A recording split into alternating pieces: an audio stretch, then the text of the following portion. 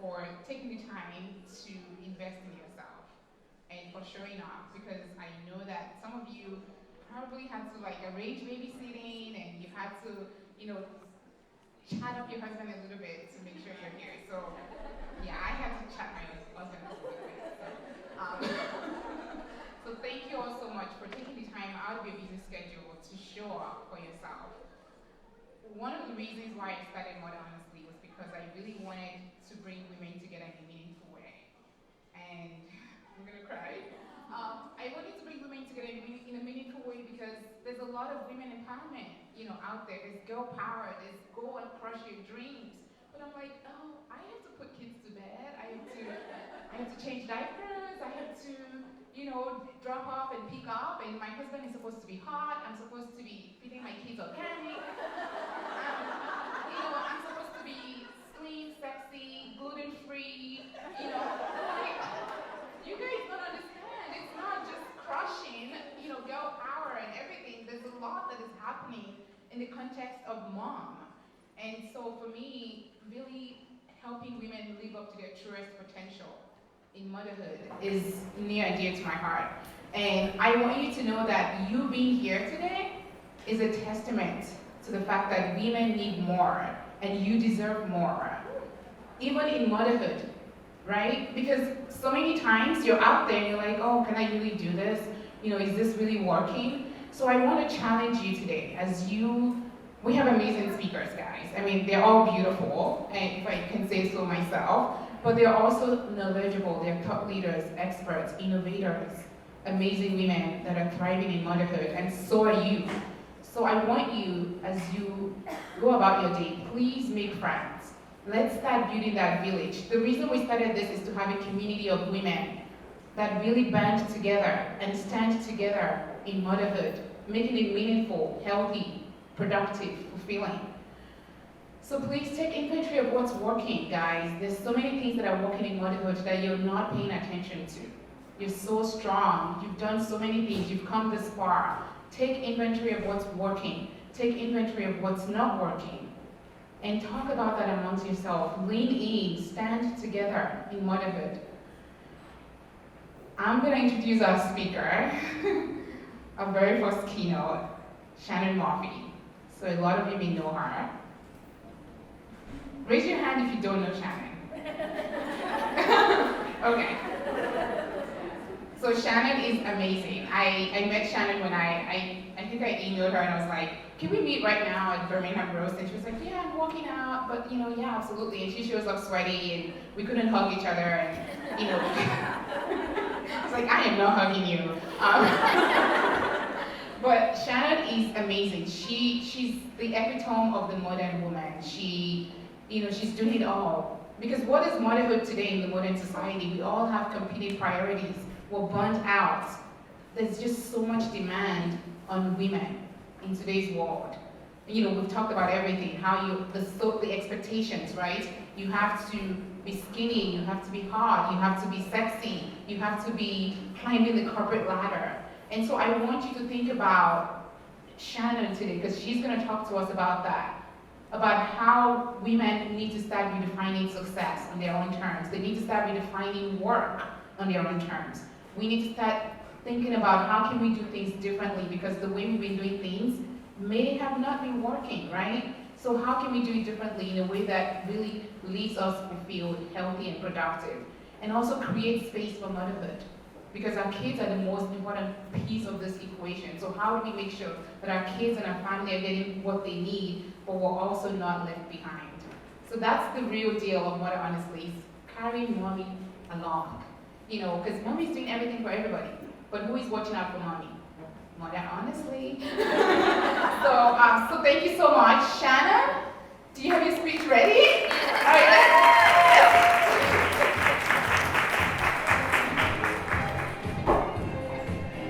Thank you so much, Shannon. Thanks for coming. So Shannon has so many amazing things for us today. So I'll let you lead, and I'll come back and join you on stage. Thank you. I'm upset that I didn't get Shawn Mendes as my intro music. Because if you watch the show, you know that I have this kind of creepy obsession with him. He's 20. I had to check because anyway. Thank you so much. I feel really, really honored to be here in the company of you. When Blessing asked me to speak, and then she told me some of the other women who were speaking, I instantly got a little nervous because I do this for a living, yeah, it's fun, but the company that is in this room is incredible, so thank you. I actually wrote my speech just because I know that since I do talk for a living, my thoughts are always all over the place, so I think this is gonna work a little bit better for all of us, but we'll see. So when I moved 3 years ago, I painted my entire house white. Sherwin-Williams Snowbound. It's like the best color ever in case you're thinking about doing redecorating anytime soon. It's not too blue, it's not too gray, it's just right. Well, here's the problem with that. I now have a 4-year-old who loves to color, and a 1-year-old who doubles as a mischievous little terrorist meatball. So every day I ask myself, what the heck was I thinking? And I do blame my husband for the color choice because he was pushing it hard, but seriously. My daughter Lucy is really into treasure maps, so I'm finding these little like X's drawn all over the walls. And Smith is a total boy, and so he's climbing and falling and denting, and there are dirty handprints and chunks taken out, and every boy mom in this room is nodding because you know exactly what I'm talking about. So here I am, quite the perfectionist since first grade, buying Mr. Clean magic erasers in bulk, and trying to keep the walls Sherwin-Williams Snowbound instead of Sherwin-Williams Barcelona beige with X marks the spots everywhere. And here's the analogy. Yes, my white walls don't always look so perfect, but man, what a story they tell. I've got something to say about each of those marks, stains, handprints, and X's. So why am I wasting precious time constantly scrubbing away or trying to cover them up with a pretty print from Vinted or a piece of furniture? They're messy, yep. But those walls say something about my family, about my home, and about me. I do it, and I think and I know that we all do it. We want to feel so put together so that our friends and our coworkers and our mothers-in-law, God bless them, and our Instagram followers can think so super highly of us and remark and amaze me. There's no output on those. She does it all. How? Yeah, but that's one mic. We're using 4. But my messy walls represent the reality of this season, my current season of life. I'm a working mom with 2 awesome kids who are creative and energetic and full of life, and guess what? I would rather be doing something more intentional than keeping my walls clean to show off. I don't know. Can we all just stop trying to impress people with our attempted togetherness? It's freaking exhausting, isn't it? I think so. My walls are a little messy, and I am a little messy. And when I first came in, someone mentioned this to me. I just saw you. Here you are. If you listen to Mojo in the Morning, you may have heard me completely lose it on the air a few months ago. And lose it might be a strong word. Thanks. I opened up, Carly. That's what I did. At the time, I was reading this book called Present Over Perfect by Shauna Niequist. Has anyone ever heard of her? She's like the most amazing human being ever. She's the daughter of a pastor, she's a mom, she's a wife, she's a friend. She is a real, not perfect person. And one of the passages that I dog-eared, and if you read any of her books, you'll dog-ear like every other page, was this. She said, "This is what I've learned the hard way. What people think about you means nothing in comparison to what you believe about yourself. Essentially, my identity depended on outward approval, which changes on a dime. So you dance and you please and you placate and you prove. You become a three-ring circus, and in each ring, you're an entirely different performing animal, anything anyone wants you to be. When you decide, finally, to stop running on the fuel of anxiety, desire to prove, fear, shame, deep inadequacy, when you decide to walk away from all of that fuel for a while, there's nothing but confusion and silence. You're on the side of the road, empty tank, no idea what will propel you forward. It's disorienting, terrifying, freeing. And for a while, you just sit. You sit in your own skin, think just your own plain self, and it's okay, and it changes everything. So I'm on a Delta flight reading this book, and that just about turns my world upside down to read that little piece. And I thought to myself, okay, I want to bring some positivity to my morning radio show because we do a whole lot of talking about Kanye West and Tinder and poop every day. You know this if you listen. And so I brought this idea to the boys, Mojo and Spike, and our producers. And I said, let's do a motivational Monday segment. I'll read some quotes or some book passages that have really helped me on this journey of self-discovery and transformation that I've been on, and I'll share it with the listeners. They love it, we go live with it, and I start talking about the rough year that I've been having as the basis for this positivity segment that I wanted to create, and I didn't stop talking. I talked about the past 2 years of my life and how they have been really, really challenging. And I talked about how I've struggled, and still am very much struggling, by the way, with my purpose, my identity, my role as a friend, a sister, a mom, my marriage, everything. I have had the lowest lows ever, truly. And I confess that going to work on certain occasions and trying to be perky and a voice that people listen to try to cheer up on their way to work or school, wherever they're going, it was really, really tough. I felt so inauthentic. But I had realized that this was an opportunity to really grow and figure out who the heck I am. I was sick of faking fine, and that's the exact verbiage that I used. And I think there are a lot of people who are doing the same, and I wanted to be the one to tell them that they're not alone, and to do so in a way of keeping my own privacy, but also being transparent enough to say, look, I'm going through some stuff, and I want you to know that if you're questioning your worth as a parent or daughter, son, significant other, in your career, in your group of friends, whatever, I am too. And I may look and sound like I have it all together, but I don't. And I kept going.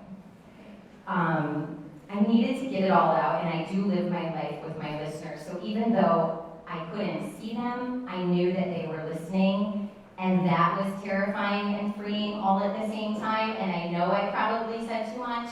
There were members of my family that thought and still think I'm crazy, and they remind me for sharing all of that stuff on the air with, I don't know, 1 million people in Detroit and however many listen to the iHeartRadio app. But you know what? I took off the mask that I had been wearing for so long, and it felt really darn good. That little girl who started feeling the pressure to be perfect on the first day of school at Park Lane Elementary in Rosedale, Michigan, was all of a sudden lighter and clearer and honest and real. And I was really proud of myself in that moment by taking off the mask. Perfect has become such a dirty word to me. I call myself a Republican. No, I'm not going to tell you if I'm a Republican or Democrat, by the way. But if anybody uses the word perfect to describe me or my family or my kids or my wardrobe, whatever, I kind of sort of freak out. I hate that word so much. And I have been doing lots of soul searching for the past 2 years of my life, much needed soul searching. Throw a whole bunch of Jesus and some girlfriends who are walking through all of this messy stuff with me, a great counselor, stacks of good books, and I'm not gonna lie, a few dozen bottles of Whitehaven. It's the best if you like Sauvignon Blanc. I have to tell you, it's been gut-wrenching, but it's working.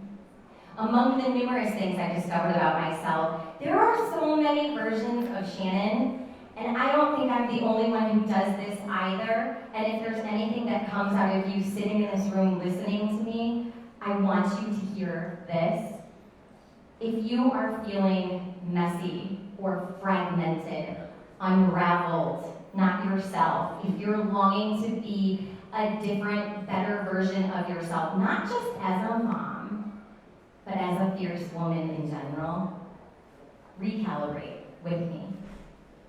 Become one incredible version of you. Not somebody else that you look up to, not the person you think you should be, just you.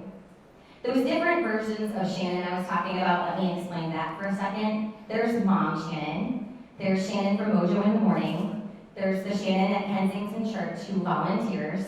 Not enough, but I will answer.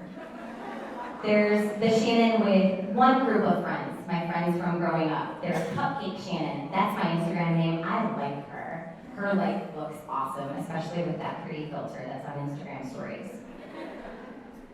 There's the Shannon with my new mom friends. There's the daughter Shannon, the sister Shannon, the wife Shannon, you get it. There are so many different versions of Shannon that sometimes I have to take a hard look in the mirror, and I do this often, and go, who the heck am I? Who are you?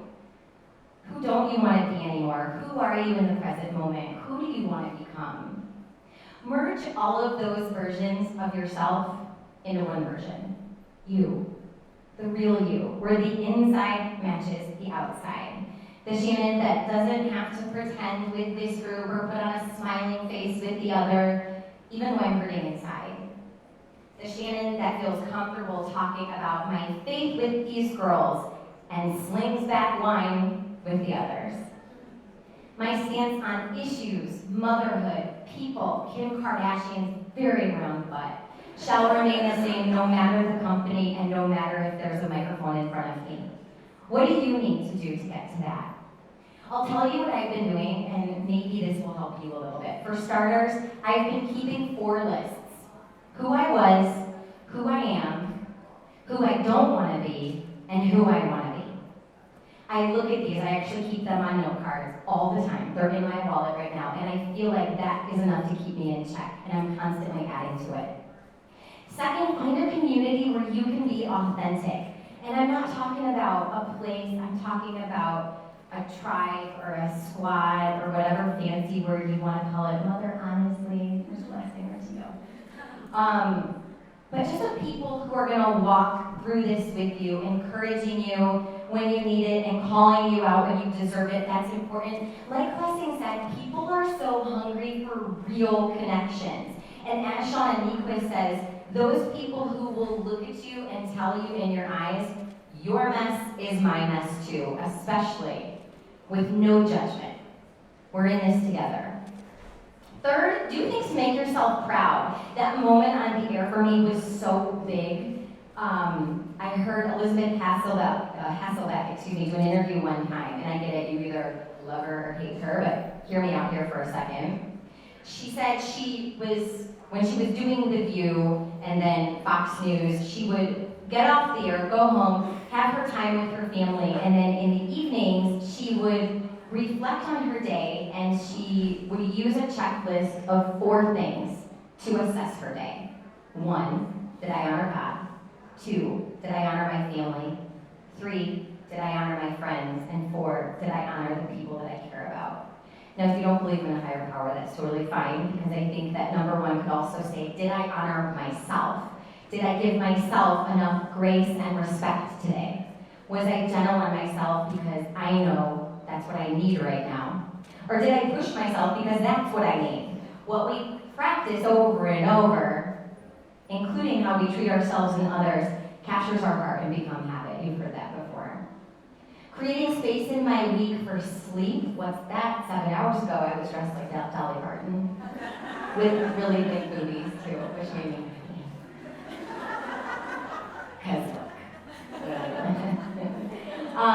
but sleep, recreation, exercise, I'm going to throw those in there too. They're important. I don't make good decisions when I'm foggy or exhausted. And while doing all of this, I feel like it's so important to find peace and contentment and gratefulness with your current situation, whether good or bad, with whatever is going on around you. And I know that's super hard. But that's also an important piece to this. And so at some point today, and it doesn't have to be here right now, but at some point today, even if you're laying in bed tonight or laying next to your baby as you're putting them to bed tonight, I just want you to take a moment and close your eyes and imagine the best version of you possible. Because that's really who you are. So go be her.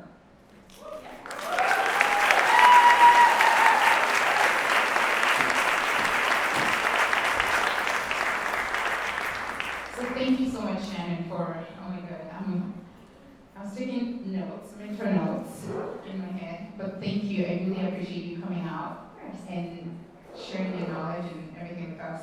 So I have a few questions for you based on everything you said, because I actually had some questions ahead of time, but I forgot them. And but I picked up from so many things that you said about motherhood and how hard it can be sometimes and everything. So a question I have for you, Shannon, is so how have you defined success now for yourself? Honestly, I think that it's having good boundaries. And I mean that with people, I mean that with my time, I mean that with how I treat myself. I feel like we're all just busy, and I hate when someone says, "Oh my gosh, how are you?" Oh my gosh, I'm so busy. I walk away from that conversation, and I'm like, did I see that? Like, there was just so much more I could have offered. We're all busy. So success to me is being able, it sounds crazy, to say no to things. To say no to things and to really know what is important to me and what I do want to focus my time on, and just, it's not even having a really good balance, because sometimes, let's face it, it's really hard, you have to work. It's just knowing where you want to get to and taking baby steps to get to that point. So what are the things that you've struggled with, and what actions, like what key steps did you take to overcome that? Like, can you share that with us? You mean in terms of like what have you struggled with and all of that, through that process? Yeah, I mean, I struggle with a lot. Honestly, the biggest thing that I struggle with right now is comparing myself to other women, other moms.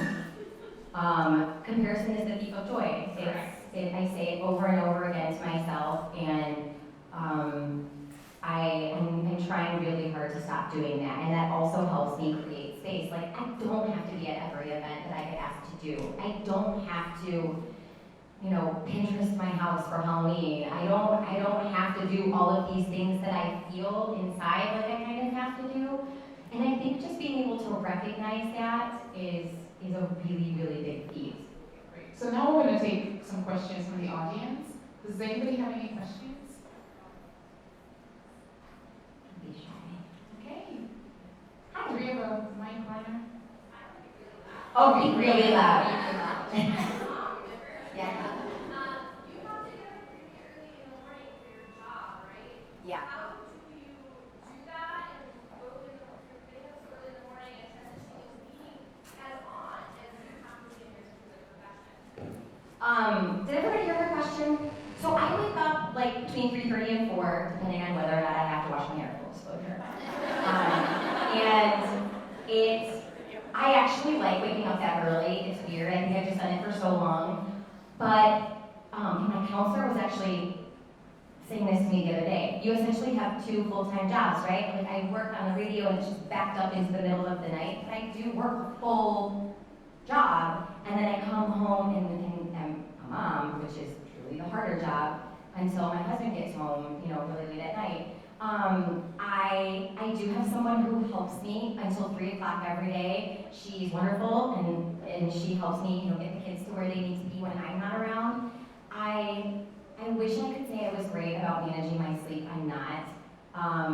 When I can, I take like a nap here or there. I drink coffee and water. I try to practice self-care to just make sure that I'm feeling okay. But to be honest with you, I feel foggy every single day. I am not, I have just kind of thrown up my arms and said this is the season of life for me, and I know I'm gonna miss this exhaustion at some point. I don't know when, but I will.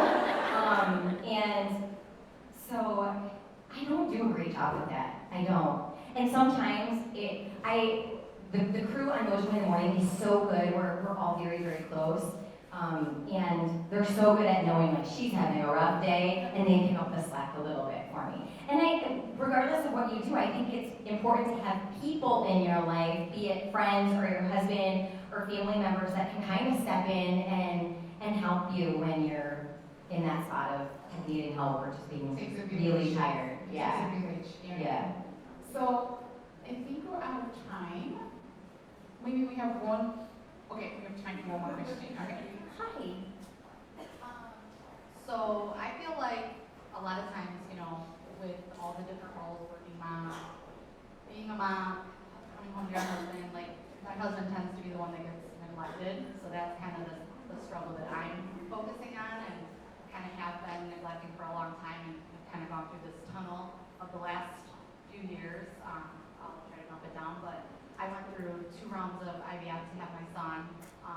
Worked full time as in a leadership position and all these things, and slowly I've been making changes to slow my pace down to be there more for my family, but I'm still finding that disconnect with my husband. Is there something that like you make a priority that that we have to have a date night or we have to do something just as like a tip for that? Yeah, so I'm bad at that too, and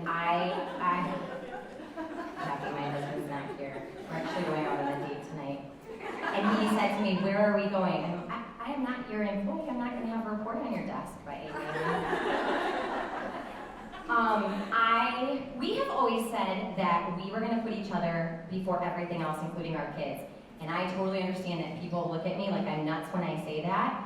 But we try. We're not always successful to put each other's needs first. We do something each day that is like an act of service for the other, something that's selfless for me to do for him to make his day better. I feel like I am constantly asking him that question. I'm probably super annoying, but I say, what is one thing that I can do to make today better for you? God, I hate the phrase date night so much, but it's important to spend some time, talking with each other and without the kids. That's really important. And I try to be super cognizant of not throwing him my leftover scraps of the day, because I know I do it. I am so exhausted by the time he comes home at 7 that I'm like, I got an hour or 2 of like, okay, Shannon in me, and then I'm done. And I feel like I constantly reflect like, ooh, I threw him scraps today. He got the leftovers of all of my energy and love and time and everything else. So it's like just trying to be top of mind with it, and you're not alone in feeling that way, right? You're not. Yeah. Can you guys still hear me? Okay. Yeah. Okay. So I actually have an answer to that as well, because I'm very, very bad. I have a lot of things on my plate, and so by the time I get home, I'm exhausted. But here's one thing that I do. I think find one thing that your husband loves the most. Ask him, what do you love the most? What do you want me to do? What can make you happier every day? For my husband, he was like, I love it when you make dinner. So for me, no matter what, I'm telling you, even if I'm traveling. So last month, I traveled to Taipei, to Taiwan. And I was gone for a week. I literally made dinner for the 7 nights that I was out. And I froze, no, I'm serious. It's super important to me. So I froze all of that, like I leave out everything Monday through Sunday. And he went and just grabbed it, and because he doesn't like eating out, and he loves when I make him dinner, and I know what he loves. You know what I mean? So I think find the one thing that your husband absolutely loves the most in the world, and do it for him. Find a way to do it, and I think that immediately creates connection. So I was FaceTiming him from Asia, and I was like, "Oh, what are you doing, honey?" And he was like, "Oh, I'm eating dinner." And I'm like, "Oh, really? Like it's still." You're so nice. I'd be like DoorDash. I'll give you the $5 coupon. That would not be my thing. If he said that to me, I'd be like, pick something else.